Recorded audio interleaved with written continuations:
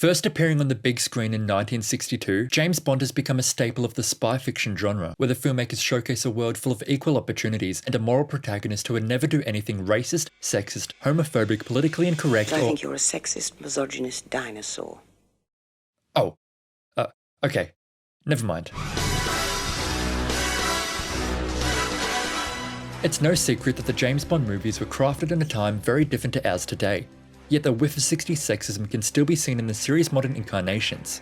So today I'll be examining the many ways in which the James Bond franchise has adapted or failed to adapt to an ever-changing social climate.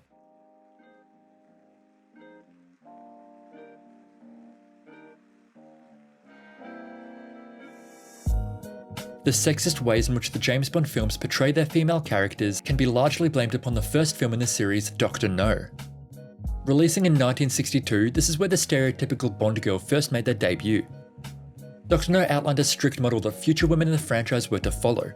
Slim, attractive, and Caucasian. That's what you had to be in order to tag along with Bond. But not only this, the films also depicted women as being passive, submissive sex objects, who were shooed away whenever it was time for man talk.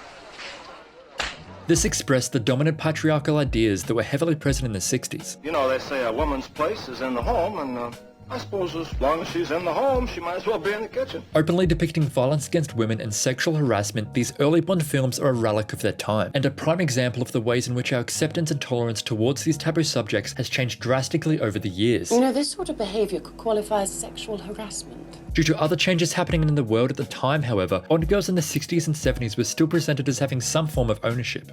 The 1960s brought upon a sexual revolution with the introduction of the pill. Sex outside of marriage was now the new normal, and women began taking ownership of their bodies.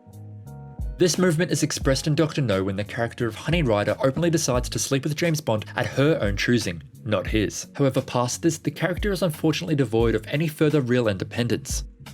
With Dr. No's success, Hollywood continued to copy and paste the James Bond formula, carrying along with it the patriarchal repression of the 60s. This is up until 1977, however, when things began moving in a more positive direction. 1977 saw the release of The Spy Who Loved Me, the 10th film in the Bond series, where the character of Anya Amasova is sent on the same mission as Bond. Here she is shown as being just as intelligent and just as physically capable. Never before had a woman been presented as an equal to Bond, they had always been looked down to. This is due to the newly found freedoms of feminism in the 1970s. However, whilst this certainly was a move in the right direction, Amasova was still Caucasian and often used her sexual appearance to get what she wanted. Moving into the 80s and 90s, society's expectations for positive female representation began to grow even higher. Terminator 2 set a new high bar for strong female leads in action films. Adapting to this new wave of positive representation, many Bond girls now became more athletic looking and more comfortable being violent. No longer were Bond girls strictly passive, compliant and innocent, although of course they still were to an extent. An interesting example of the changing societal attitudes is present through the character of M, the head of MI6 and James Bond's boss. In 1995's GoldenEye, the character was recast for a second time, this time being portrayed by Judi Dench.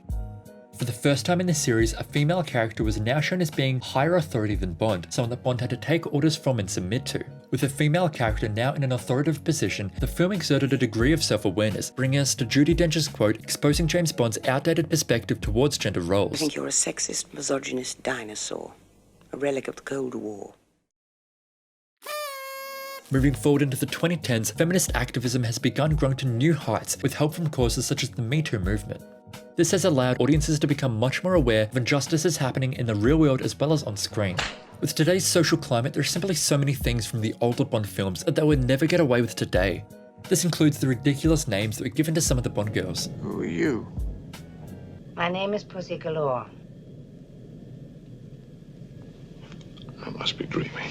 Studios would receive such a huge backlash if they tried to do things such as these nowadays that writers and executives have been forced to change with the times, finally beginning to update the archetypal James Bond formula.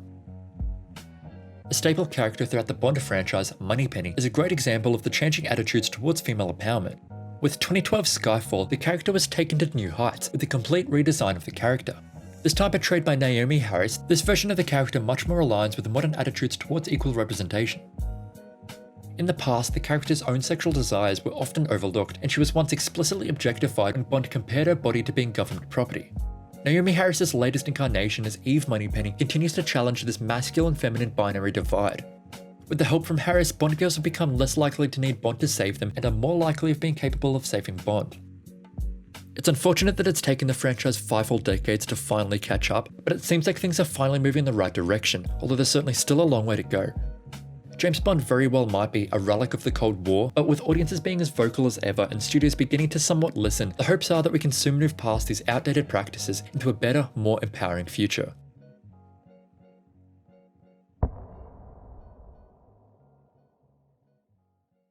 Although there will always be that time Bond locked a dwarf up in a suitcase. Hey, what are you doing? Point taken.